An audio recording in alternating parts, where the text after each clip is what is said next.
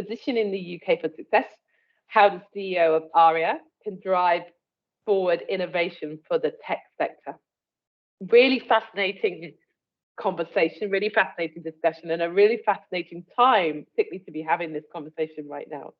So I'm Sue Daly, I'm Director of Technology and Innovation at techUK, and it's absolutely my pleasure to be your chair for this discussion today. Before we kick off, we are recording this session. We are also using the chat function, so if you've got any questions that come up throughout the conversation, please raise them in the chat, and I'll try and weave those in as we go. But please be aware that anything you put in the chat can be, of course, seen by everybody on the call as well. So, as I said, a real fascinating topic and conversation to be had right now. Why? Well, as we know, the government has launched the Advanced Research and Innovation Agency, ARIA, and it will be it presents significant opportunities, and perhaps it will be something that will be truly different from what we currently already have around research, innovation, and development. It's going to be led by leading scientists and innovators with the remit of looking at high risk and high reward transformational research and adding, as I said, something truly different that's a new capability to the UK's innovation architecture. So it's a really exciting time to explore what it can do and what it can really mean in terms of positioning and driving forward innovation for the tech sector. But we're also at a time where we know that they are now out looking for a CEO of ARIA. They're looking to put in place someone whose role will have huge responsibilities, a huge role to really build and create ARIA, but real power over the projects that ARIA looks at, the partnerships that it builds, how it will work and how it will develop. So this conversation we really wanted to have today is to look at, what should that person be looking at, thinking about, focusing on? What should the role of the CEO of ARIA, how can it help to drive forward innovation for the tech sector? And also what kind of person or what kind of leader do we need to make ARIA a success? And of course, I would say it's a really interesting time to have this conversation because they are recruiting right now. So if you're watching, maybe you are thinking of applying, maybe you have applied, then I hope this conversation is useful. And if you get the job, you know where we are. Remember us, we're here to help. But we're not there yet. So we really wanted to drive this conversation, have a conversation about what should we be thinking about, what should that person, what should the role of the CEO of ARIA, as and when they come on board, what should it be looking to do? So we have three really great speakers today to listen to. You're not here to listen to me, you're here to listen to them, ask questions as well as we go, but I'm going to kick off with some questions for them as well. I'm going to ask them, first of all, to introduce themselves and provide their opening thoughts, their opening remarks around the question of how can the CEO of ARIA, when they come on board, help drive forward innovation for the tech sector. So let's start from there. I'd love to get their views and thoughts. So Peter, could we start with you? Peter Sterling, CEO and founder of STL. Please, can you introduce yourself to everybody and offer your views on this fascinating topic? Sure. Afternoon, everybody, and thanks for inviting me to come and talk to you all. My name is Peter Sterling. Background in innovation in aerospace, energy and clean tech, and last couple of years I founded a business called STL, and we're effectively like an outsourced CTO, so we provide engineering and technology innovation support to early stage innovators, invariably coming out of academia with IP-led technologies across science and engineering, and we have capability in hardware, software and analytics basically.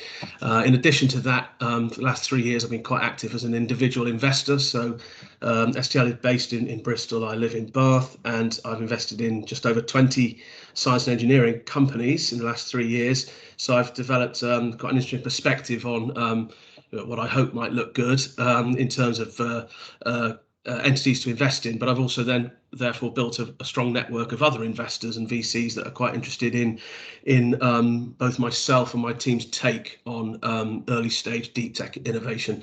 We're now just over 20 people, yeah, it's a very exciting time, and I think, like probably everyone on the call, is excited about the prospect of ARIA emerging.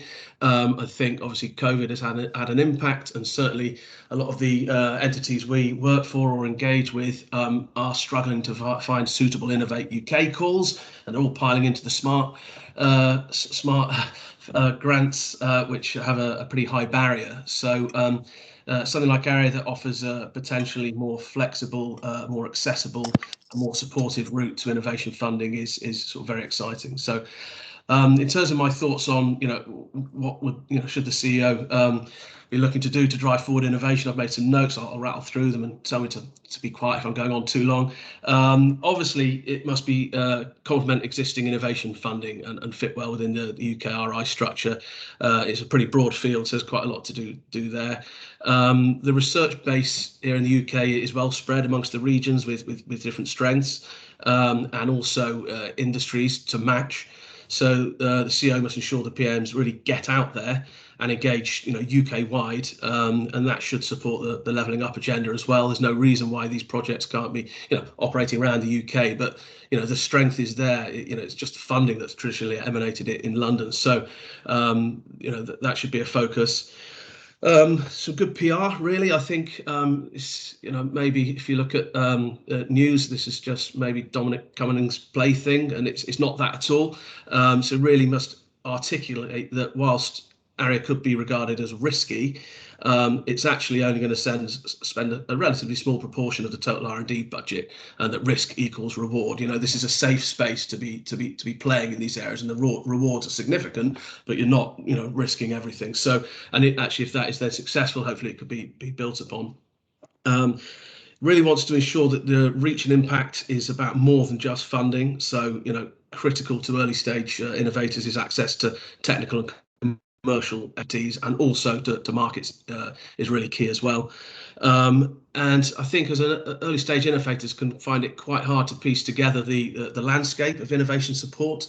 So actually ARIA has a really good opportunity to lay out a sort of digestible roadmap for early stage innovators to navigate and pick the resources they need from Innovate UK, the catapults, ESA, LEPs, and broader support services and investors. And I think ARIA has a real strong requirement to drive that agenda and make the journey more easy. I like the financial and operational freedom aspect, very exciting. However, it will require complementary skill sets and backgrounds of staff to be successful. So, government, academics and industry kind of coming together to achieve this approach. I'd quite like to apply to be a project manager, maybe. The role looks fantastic, getting on the ground and doing what they're proposing to do. And the worked example is really clear as well. It's easy to get your head around. And again, sort of portraying that externally is important. But I think all entities would be enthusiastic about engaging. Just a point on the general purpose technologies, you really should ensure that they are communicated widely in industry circles to encourage broad commercialization opportunities, and try to encourage businesses that would view themselves as traditionally non-innovative to explore opportunities, because quite often they have routes to market but won't necessarily see themselves as that. So perhaps need a bit of thinking about, but how do you bring in entities that don't traditionally see themselves as innovative, but could potentially be routes to market, and articulate the value of getting involved. And finally, early on, should elaborate on the innovative funding approaches and engage the investment community and validate those thoughts and hone those plans with it to get investors on board early on. And I think they'll have a lot of interest in that as well. So that's a quick few thoughts from me. That's great, Keith. Thanks so much for kicking us off. Not easy, I know. Jonathan, can I turn to you, Director of Customer Process Experiences at Dassault Systems? Really great to have you with us. Would love your take on this, on how the CEO of ARIA can help drive forward innovation for the tech sector. And just a reminder for those that have joined late, if you could just Pop your camera. Excellent, thank you. Sorry, Jonathan, over to you. No, absolutely. Can you hear me okay? Absolutely. Fantastic, excellent. So yes, Jonathan Keithley, thank you very much everyone for joining. Great to virtually meet you. Director for CP, as we call it within Dassault Systems. Dassault Systems, if you haven't heard of us, we're a scientific organisation over the past 30 years, working across 11 industries, and real agile innovation is the core of what we do. Working with large organizations from multiple different parts of e-commerce, whether it's EDF or maybe startups like Vertical Aerospace, which you might have heard of in the press recently. But I think in terms of ARIA and what the CEO should be doing, for me, it's focusing on, I think, three things.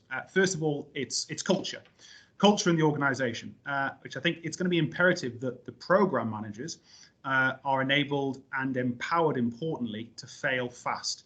Now, I think the program managers, either being digital natives or digital converts, I think will inevitably support this ambition, but my thinking is it will be delicate balance given the funds are limited. So for me, my thoughts, and much like the other panelists, going through some notes here. So for me, the agency very much needs to have a clear focus on a very limited number of challenges, and for those challenges to ideate in as a rapid manner as possible. We have learned from historical successes and also failures in the UK and around the world that certain organizational characteristics lend themselves very well to high risk, high reward research. Now, I think a critical element of this is going to be a streamlined evaluation and assessment process. I think we've all seen it, that project approvals can actually take several months, and ARIA very much needs to find a balance between scrutiny, I'll get there eventually, transparency and agility of investing the public funds. And as I talked about at the start, agile innovation, very much the turnaround of time between bid to grant needs to be weeks, not months. And a critical way that we at Dassault Systems believe, and I believe that this could be achieved, is by connecting people, ideas, and data together in a real-time manner, and instead of having a single source of truth, having a common source of truth. And what I mean by that is giving something which enables synergies between those projects which are kicked off. For me, that way, the focus may be on a limited number of challenges, but the value is shared. Now, this will be achieved by bridging the gap between the virtual and the real through connected, dynamic, and reusable virtual twins of the challenges faced. So cultural is, for me, one of three, but the most important thing the CEO can get right in the organization. The second one is funding. I think we need to consider a longer term funding mechanism in order to take successful breakthroughs right through to exploitation. We all know that typical R&D mechanisms have several opportunities to unfortunately come unstuck, as it were. Examples such as when projects need to rebid for Innovate UK or Catapult projects. Now, what would be advantageous, in my opinion, would be a 10-year funding programme with exit gates embedded to curtail projects or fail fast, but also to ensure ones have enough funding secured as they mature through TRLs. So culture, funding, and finally framework. I think, and I think the panel might agree here, and this is probably the general term anyway, but using ARIA as a project management office type entity, utilising the research infrastructure we've got in the UK today. Don't rip up and start again. Don't reinvent the wheel. We've got universities, catapults, industry labs, facilities. Use those to execute the projects, and we need to very much, as a country and as ARIA, leverage our strengths rather than create something brand new that stands alone. So, for me, that will be the advice, albeit as humbly as it is, offered to the CEO of ARIA to focus on culture, funding, and framework. That's all from me. Really great, and already some synergies between our panelists already, and already loads of questions in my mind as well about just how to get that system working then, right, and how we can achieve that agility. But before we get on to the devil of the detail, Andy Nicholson, really great to have you as Director of Technology and Innovation at Thales. Really thrilled to hear your views on this. Do they mirror what we've already heard, or what would you add in terms of advice to the CEO of ARIA? Thank you, Sue. It seems closing the batting in the lineup, the esteemed lineup. Hopefully, the tail ender can add some additional runs to the scoreboard rather more than they did at Edgbaston on Saturday. I think this is a cricket conversation, right? If you haven't got it yet, you won't. So as you mentioned, thanks, Sue. Andy Nicholson, Director of Research, Technology and Innovation in Thales in the UK. Hopefully most of you, look, judging by the list of the people who are attending, many of you are familiar with Thales, but we're a global company looking in sectors such as defense, security, aerospace, transportation and digital identity. Innovation is really at our core. We like to think it's really what sets us apart. So we welcome broadly the ARIA initiative. However, my comments are based partly on the experience of working within Thales for the last 6 years, but previous to that, I was head of the Centre for Defence Enterprise, which remarkably was one of government's previous efforts at establishing a DARPA-like organisation, something that is very familiar to those who are students of ARIA. So I'm in an almost unique position as having been inside how government have tried it in the past, and I'm keen to learn the lessons of what CDE taught us and to make sure that the chief executive takes them on board and builds from them rather than repeats the pitfalls. I must stress that CDE was set out originally to access those parts of the invention system that MOD wasn't at the time accessing, and was incredibly successful in doing that. However, when I look back 6 years later and say, well, so what? I look in a different light at CDE and start to think, well, is it actually adding innovation to the UK ecosystem? So therefore, when I'm starting with my remarks here, I'm looking down the traditional 3 questions. I think certainly Jonathan had 3, and I think Peter did before that. The first question that I'm trying to put, or the first point I'm trying to put out, is the clear difference between invention and innovation. I'd like to pick people up on that ARIA is actually an invention agency, or as that's what it says in the title, not innovation. And the two are subtly but significantly different. Invention is about using money to create ideas, and innovation is about using ideas to create money. Might seem semantic, but is fundamentally different. And I want to make sure that the chief executive knows what their starting rules are. Are they in the business of innovation, which is about creating wealth for the country, which is where I would hope it would be, certainly where your prelude put us to? Or are they in invention, which is just about creating the ideas, something the UK is already very good at, world leading at, I would argue. And I would argue that if the chief executive of ARIA is just about invention, they may as well just go and retire now, because they're not going to add a lot to the existing infrastructure that's already out there. We are world leading in that. If we come to the second point, building on the innovation. So let's say ARIA is about innovation rather than invention. Innovation is much more than just technology. I think Jonathan certainly mentioned the culture part of it, but the other aspects. There seems to be a strong belief that if you just get the technology right, that everything else will fall into place. Well, one of the strong messages I want to put from a Thales point of view, we've certainly learned that it's not just about technology. You don't just build technology and then assume the customer is ready for it. You have to work alongside the customer to understand really what their requirements are and flavor their requirements with what's available. You also need to have a strong view on what your business can deliver. So ARIA can go out there and stimulate ideas, but if it has no propensity to deliver them, again, it will fall foul. So a key challenge for the chief executive is going to be, how do they establish those partnerships that allow the delivery? My final point is, I think it was touched on in Jonathan's second point about funding, and I'm going to be deliberately provocative because I guess that's the role I like to take. 800 million. I wouldn't mind seeing it in my bank account, but it is 800 million over 3, maybe 4 years. And if I put it at scale, DARPA's annual budget is 3 billion, and that's just for defense.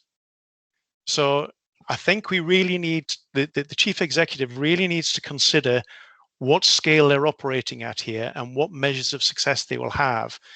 800 million will not get too many technologies across the valley of death to the other side to create value. So the idea that they should spread their bread widely and get lots and lots of potentially disruptive ideas, I'm afraid is not going to bear much success, or experience tells me it hasn't borne success to date. So I hope the chief executive has the foresight to pick 1 or 2 winners and to back those winners until they fail.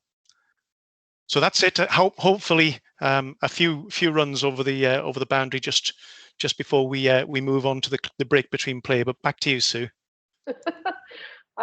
Thank you for that, Andy. And extremely important insight given your experience. So thank you for sharing those, and thank you all for being with us today, because the ARIA announcement came out. We've not really, and I haven't seen. There was a panel at Coggett yesterday looking at ARIA, but this conversation is quite new, right? But we're starting from okay, what does this mean, and where do we think this should go? And this is a great opportunity for us to, as Andy said, for us to put some advice out, to put some thoughts from our industry in terms of what we think should be the focus and should be the look. And Pete, Jonathan, Andy, you've offered us already such great ideas and thoughts on this topic. So thank you. I have a few questions that I wanted to follow up with the panel on, but I know that there'll be some questions as well. So I see one digital hand up. What I would ask for those on the call, if you could pop, if you've ever got a question in the chat, and then what we'll do is we'll come to them as we go through our conversation, and of course, I'll look to bring people in as and when, if that is okay. So use the chat function to, if you've got a question for our panel, and we can go that way. Just be aware that everybody else will be able to see your question as well. So I had a question, Andy, I'm going to ask all of you, but you talked when you were finishing off around focusing, right? The funding and the money available, and focusing on projects. Your words, picking some winners and backing them. So, let's, and this is a terrible question to start off, apologies, but what in your view are some of those high risk, high reward research projects or areas that therefore ARIA should be focusing on? I'd love to hear, Pete, your view and Jonathan's views, but Andy, as you kicked off the question, if we're saying focus is going to be important, what would be on the top of your list? So if I take you from where Thales is at the moment, Sue, so it'll give you some of our direction. Our current focus is on autonomy and trying to push through the benefits of autonomy, partly because it stretches across many of the market sectors that we come into, and partly because the technology underpinning it has been around for a long time. The challenge with it is not so much the technology in this, is what I was alluding to in my earlier remarks, is the customer acceptability, is the ability to get a scale at market. So much of the speed or lack of speed that autonomy is breaking through in the UK is down to factors other than technology. So I'll give that as my sort of corporate wearing my Thales t-shirt. That's the one that we're certainly looking to push forward and are putting our resources behind. If I look more into the crystal ball, or I mean, I guess this is where I'd sort of look at Peter a little bit more, because he's putting his money where his mouth is. But I can give you the blithe answer is if I've got an idea now, I wouldn't share it with everyone else, and that's part of the problem. What the chief executive of ARIA is going to have to be looking for, they're almost going to have to be looking for a weak signal analysis here. They're going to have to be looking for something that a very small number of people have some faith in, but the rest of the market is perhaps, I wouldn't say ignorant of, but doesn't quite see it in the same light. Yeah. And that's it. I mean, there's no point. Sorry, there's no point in me backing the same technologies. The chief executive of ARIA backing the same technologies are already being picked up elsewhere, I think is the bottom line. Yeah, no, I get exactly what you mean. Pete, would you agree with that, or what? Yeah, I think to feed on from that, it really is the challenge for the CEO is to, maybe it's already prescribed, i.e. where ARIA will play in the sort of funding life cycle, because I would expect that they would be funding early stage research to take the first steps, and then ideally pick up with the more established IFCF themes, etc. So that's where I see this. So there is follow-on support available, but those wider support agencies need to be in tune with what ARIA is going to be passing up the chain, if you like. And this is kind of on the theme of the question, your first question in the briefing around which type of projects. I mean, I wouldn't like to single any out, but the strength of the research base dictates that there are many university aligned research institutes that are producing, wonderful technologies across the spectrum, be it, life science, materials, clean tech, smart manufacturing, and quantum. But there'll be gaps in between, and it should be looking to produce and pull through the most promising ones. Yeah, Jonathan, there's already quite a lot out there, right? So they're going to have a job to focus. Absolutely, and I'm no inventor, not at all. And I think we're all touching on the same theme here to a certain degree, in the fact that it's not necessarily about the idea itself, but actually how that idea perpetuates. However, if we are going to look at maybe some broad topics of potential projects, then I guess from my humble mind, I'd be thinking about not too much of a distance of travel from where we are currently. We as an organisation are investing heavily and researching heavily into life sciences, and look at the situation we all find ourselves in today. We didn't see it coming 2 years ago, and I don't think it's by chance that we are at the forefront of the vaccine race across the world because of the fantastic minds and ability to create within Oxford University. And the world, for me, is understandably looking at the tsunami of climate change and how we reverse that and become a more sustainable planet.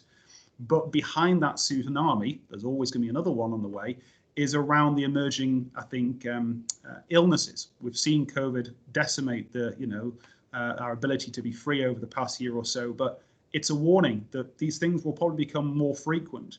And I think it was actually back in 2014, the World Health Organization actually warned that the workhorse medications that we rely on today are becoming somewhat obsolete.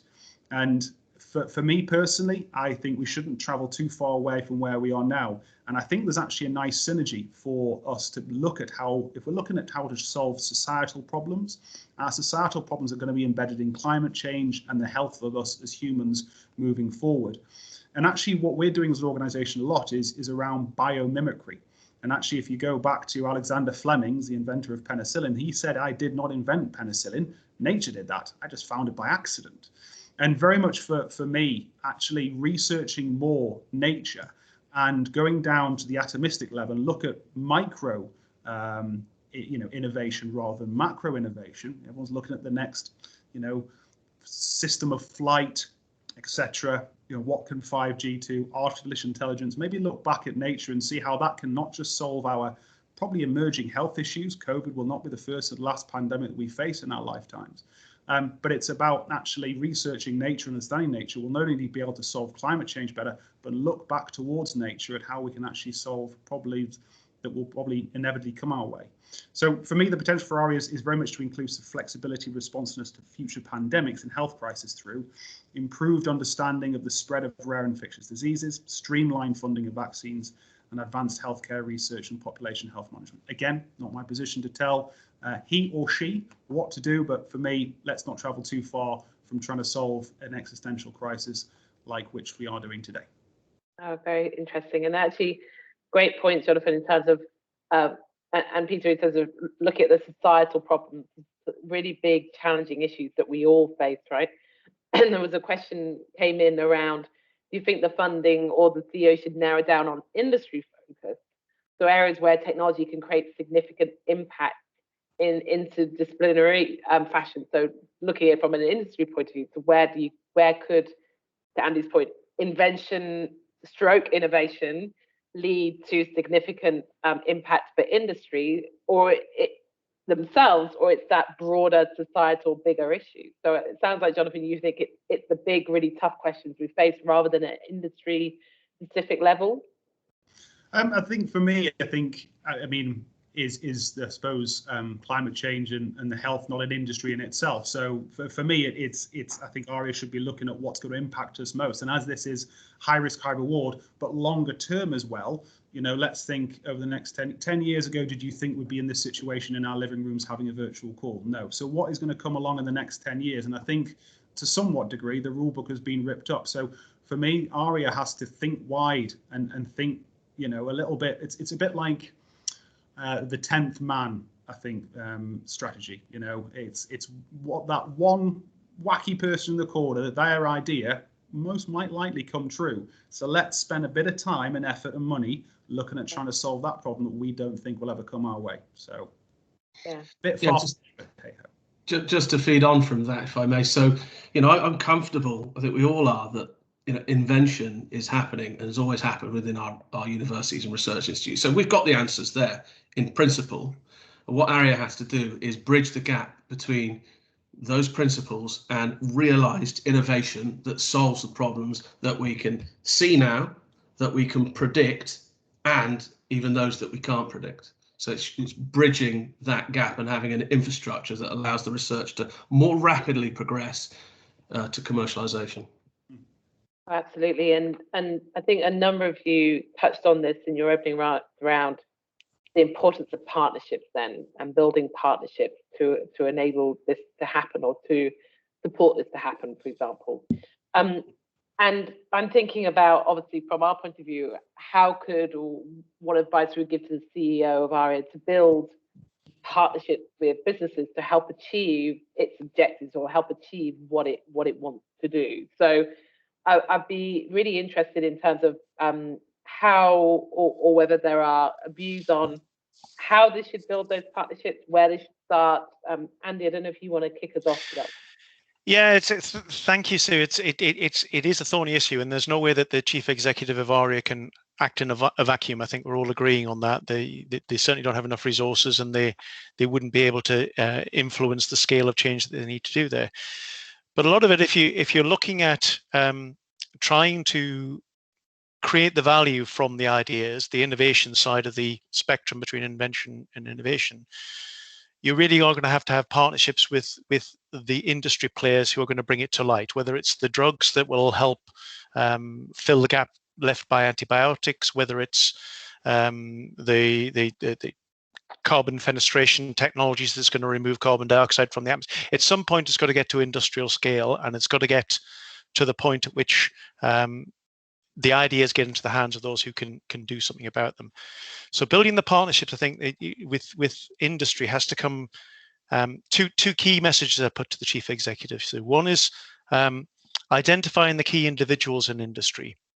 And I target it that way, and I'm very specific about that. I'm not saying identifying the key industries. I mean the key individuals, because invention is generally affected by unreasonable people. And those unreasonable people can be in different organizations at different times. You want somebody on your side. You want a partner who's going to take your case and champion it with as much passion as you will. So I think it's about individuals there. So I think the chief executive is probably going to have to use a phrase I've used a few times, but not necessarily the best one: kiss a few frogs before they get their prince in amongst industry there. But they also need to be cognizant of timing. So the big message that's come to me from industry now is that when I worked in government, we were always accused of being on an annularity basis. Everyone knows about it. You wait until the budget is set, etc. Certainly in large industries, it's not much different. And if you come with an approach to me and say, you want my help at the bad time of the annual cycle for me, I'm less likely to be sympathetic, because I'm talking, about different problems, shooting crocodiles that are closer to the canoe. So I think, if you think about identify as chief executive, identify those unreasonable individuals who are going to share the fight with you and go to them at the right time. You should establish partnerships that'll endure and allow you to get your agenda through. Fascinating. Jonathan, love your view on, and Pete, of course, Jonathan next, on the partnership. And related, and I don't know if either of you want to come in on this, around partnerships, and therefore how you build those relationships. Does that mean that ARIA needs a kind of a physical location? And we had a question in the chat around, therefore, should it be outside the normal Southern M4 corridor? So they're bringing in that regional question as well. So love your Pete's views, or Andy coming on at the end on this. But Jonathan, partnerships, importance of partnerships, how, where should the focus be? And then any views on the location? Does it need a physical location to enable that to happen? Okay, I'll answer in two parts. I'll answer the latter first, and mainly because maybe I have a skewed view of this. I live in the northeast of England, and we've got some fantastic research capability in the northeast. So Northumbria University, Newcastle University are leading the way on a number of fronts. But yes, we are underutilised. We are underfunded in the northeast, and I think certainly, as much as I see some investments going into science and technology parks in the northeast, you know, it's sometimes feel like a little bit of a, well, here's a little bit of something to, you know, maybe keep the Geordies quiet. We'll see. But I think certainly funding back up into the northeast and the north in general would be certainly advantageous. Answering the question about partnerships, I don't want to kind of spoiler alert, but kind of eat into another question that we're going to be asked to answer. But for me, it's about how you know, it's IP. And that is probably part of one of my answers around, you know, positive spillover effects. But if we're going to get businesses on board, we have to demonstrate the positive spillover into their businesses. And IP and the control and ownership of IP, I think, is a really critical point here. I've worked in, you know, various different industries, but one where it was most poignant recently was when I was working in defence. And I do believe that innovation, or innovation, can be somewhat challenging when there is a wrangling, an argument over who owns the IP at the end of it. So I think if ARIA is going to be successful, if they're going to bring businesses hand in glove along with them, that IP, which has been created through public funding, needs to be public available, not sold off to the highest bidder. Interesting. Thank you, Jonathan. Pete, love your view on building partnership. And if you have a view on physical location, does ARIA need one? I think COVID's demonstrated that location is less important, so it would probably be helpful for it to not be in London. Other than that, I think the proof is in the pudding, and the entity must engage nationally and prove that by developing projects that deliver success and receive funding and progress. So I'm less held up around location. And in terms of partnerships, I mean, I mentioned the entities previously. I mentioned, you know, there's a landscape to navigate, and you know, ARIA needs to bring all of those stakeholders on board, and in particular engage, you know, industry. I would encourage them to be involved in the actual building of the strategy to develop that confidence that ARIA will form this bridge between academia, because you speak to some people in the industry who, you know, don't want to engage too much with academia because of slow timescales and all that kind of stuff, or they do and they produce lots of great research, but none of it actually becomes, you know, they get some learning from it, but they don't actually commercialize anything. So really building confidence that ARIA is serious about bringing value to business whilst also solving these problems that society faces. Andy, love your views on this, but also in response to Jonathan's question about IP, do you see that as a key issue? I do indeed, and I think Jonathan was, as he preluded, sort of moving into sort of future topics. Crucial to a lot of this, if ARIA is about generating intellectual property for the benefit of the UK, then it needs to be available for the UK. I wholeheartedly agree with Jonathan about that. I have some ideas of the models that might be taken there, but in truth, my experience is very similar to Jonathan's, that it tends to be the stumbling block that people spend an awful lot of time, an awful lot of effort for no real benefit. So I do think if there's one thing the chief executive needs to have in their back pocket in starting the role, it is, what's my clear approach to IP going to be? Again, going back to my experience in CDE, that was very much one of our key assets at the time. We took very much for the uninitiated DEFCON 7 or 5, which means that if you generate an idea and we help with funding for it, it's still your idea. You still have that idea. I think that sort of benevolent approach is needed within ARIA as well to facilitate people coming through. But we also need to understand that ownership of IP is great if the owner has the intent to do something to exploit it. So another big problem that we have is there's an awful lot of intellectual property in the UK that's sitting on the shelves of universities and small companies, never getting to the end product where the real value. And that partly comes from the culture that is, IP is my lifeblood. I own this IP. I want to protect it and get its maximum value. It has no value sitting on a shelf. It has to be used to create the value. So I'm entirely in agreement with what's been said there. That's fascinating, Andy. We had a question that came in that I wanted to ask you, but obviously others come in given your experience and looking at, and I'm sure Pete and Jonathan, you might have from this question as well. Andy, to you, if I may, should the new CEO have a close look at the SBRI, which is one of the great successes of DARPA, and where the UK is already a leading player. So I'm wondering, that would, obviously be a focus on SMEs, spreading inventive companies around the UK. The question being, this would fill a real gap in the UK innovation support. I don't know if you, Andy, have any views on that as a question. Surprisingly, as MOD's for previous lead on SBRI, I do have a few views on this one. So I think SBRI is a huge success, but it has to reflect that it's not necessarily as successful in different markets. So small businesses have access to the end user in many markets. So the healthcare sector, reasonable access between a small company and the end customer. In areas like defense, the small player is a long way back down the food chain, and the end user seldom gets a chance to actually engage with the small company. So SBRI is certainly something that should be used in the repertoire, but it shouldn't just be blindly used because it works in one market. All markets are not equal, and some are more equal than others, I think is the way I put it. Thanks, Andy. I'm going to move us on because I don't worry, everybody. I see all your amazing questions coming in, and I'm trying to bring them in as we go. And I hope, forgive me if I miss a few, but please, we've got quite a lot coming in, guys.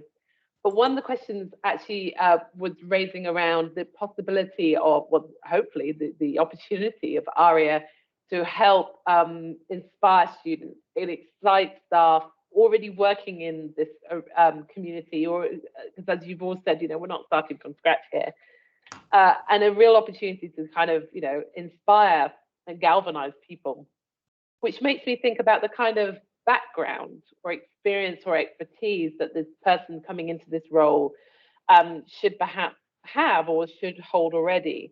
And I'm just interested if you guys, Pete, love to start with you. If you have any views about, the kind of background expertise, if you were on the interview board, what would you be looking for in terms of this role? Because it is a very unique role, right? We've not had somebody like this in the past. Pete, love to kick off with you. Yeah, thanks. And I absolutely do. And it's very specific, and I'm interested in whether people agree. I think they shouldn't just be from an academic background, and they shouldn't just be from industry. I would say ideally they should be from a strong academic background and a specialist in their field, but critically have transitioned into industry, ideally via commercialization of their research, and successfully scaled a deep tech business, either through, most likely through investment or bootstrapping, more likely through investment, as I say, and along the way having used various UKRI instruments to support this growth. And then they would have a full appreciation of what is required and how to lay out a more easy path to follow, if you like, because those people are more the exception than the rule. And in my business, we engage with lots of academics that are, wishing to take their technology out of the university and commercialize it. But as a ratio, there's still a lot more research that doesn't get out than does. So to have someone that can demonstrate successfully having done that will be great externally, but they would also be well equipped to build a strategy appropriately to pull this research through to commercialization. Jonathan, views for your side? Yeah, I agree. I agree absolutely with both Andy and Peter. I think from my perspective, academic background, absolutely, but I think it's imperative that the individual comes from some form of a startup organization experience. My very first point was around culture, and for me, leading that culture across a relatively flat organization, but ensuring those people know that we are, the organization is going to be agile, it's going to be fast paced, it's going to be creative, but to really work in we know sprint methodologies, agile, and that comes from very much maybe a digitally native, digitally born startup organization. So taking something from nothing to success, I think, is critical.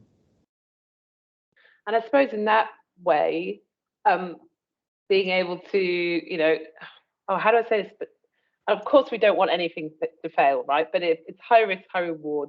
It's not being scared of failure. It's not being scared of things potentially going wrong and being able to then to move on from that. It would be something in my mind. But Andy, views from your side, what kind of expertise background do you think we need from this person who will, lead ARIA going forward? It's interesting because I gave a lot of thought to this the other day when I was pondering it with colleagues. I think the punchline that Peter got to in terms of somebody who's seen the full spectrum and has walked the walk from start to finish, and this is exactly what's needed. What I would suggest, though, is they're probably like hen's teeth. There's very few of these people around, and I'll be honest about it, they're probably already extremely rich. And are they the sorts of people who are going to put their hand up for the role of chief executive of ARIA? I'd like to think they would, but I'm not quite persuaded yet. So in the absence of that, what are the essential elements of what Pete said that are need to draw out? And I think it's that bit about pulling things through, being sufficiently strongly sighted, focused, almost obstinate to push things through when other people put hurdles in front of them, because that's really what getting an idea into an innovation is all about. And I see it in a few people. I was when Peter and Jonathan were talking, I was frantically trying to scribble down of can I name some people that would fit the bill of what you've described, and I'm still lacking. So I suspect we might have to go back from ideal to what is available. So there's a realism that needs to kick in there at some point, I think, Sue. Oh yeah. Well, absolutely. It's interesting in terms of maybe we are looking for a unicorn. Just a quick point. I completely agree with Andy. I do know a couple, and they probably wouldn't take the job. But working back from there, I think there are many experienced people that have been on particular journeys that maybe they've picked up the right experience, but maybe haven't had the large financial outcome, let's say. So I still think there'll be a strong pool of candidates to choose from for this role.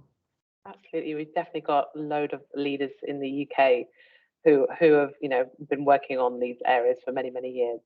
But Andy, it was an interesting point about being able to push things through and having that kind of determination. Particularly if I think about, we've had a few questions which I'm going to try and summarize, guys, in terms of kind of one grand question that I ask all of you. Looking, I suppose, at the kind of landscape and the environment in which ARIA will sit and will be positioned, particularly if I think about it in terms of, we talked about funding, but even kind of shorter political agenda cycles, funding cycles, the rate of success rate, perhaps, rather than failure rate, the success rate that ARIA may have. So we had a few questions around how can the CEO support that kind of longer term, higher risk program to, I suppose, succeed within the environment of a shorter term political and funding cycle. And will, the success rate, DARPA risky projects, I think, had around, the question is around 5 to 10% success rate. So the question was, will ARIA accept such a low success rate? So this all goes into that kind of, environment in which ARIA will be born and will have to thrive, right, and continue. I don't know, Jonathan, if you've got a view on either of those questions. I guess it's a situation where there's always going to be potential pitfalls. What could go wrong? What could go right? We're damned if we do, we're damned if we don't, to a certain degree. This has got to happen. We have to become, as a UK entity, we have to become a superpower in the intellectual race of innovation again. I think we can no longer look towards Silicon Valley to be buying technology and innovation anymore. We have to stand our own 2 feet and lead the world again. So is it going to be perfect? No, of course it's not. Will there be mistakes made? Of course there will. I think there has to be understanding from the political party sphere in terms of a new government comes in, doesn't just go, this was obviously a conservative idea, we'll just chop the knees off this one and start again. There has to be a little bit of cross-party understanding that this is for the good of the nation. It has to continue. So yeah, what someone very wise taught me once, you'll never make everybody happy all the time.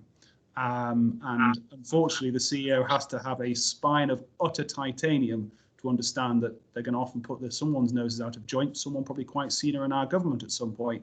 But I think, to Andy's point, that perseverance to go through. So, as I say, whether it's going to be coined, damned if we do, damned if we don't. We certainly have to, but it's not going to be easy along the way. And I think an acceptance of that is paramount. Andy, Pete, views on this? Yeah, I've got a very quick, Andy, sorry. Just how is success measured and how is failure rate measured? And I know that Innovate UK regularly produces a statistic that for every £1 it invests, it returns £7. So I wonder if you applied the same metrics to ARIA, what that calculation would look like. And I don't know. That's it. Andy? I think my first observation is that Jonathan must be reading my notes, because the phrase that he's just had about you can't please all the people all the time is somewhere in my notes here. But secondly, I think we're looking at this as too black and white. As a Newcastle fan, I shouldn't say that very often. We're assuming that it's either or, that it's either a high risk long term, there's a significant chance of failure, or it's low risk and therefore we're playing to the. What's wrong with a mixed portfolio?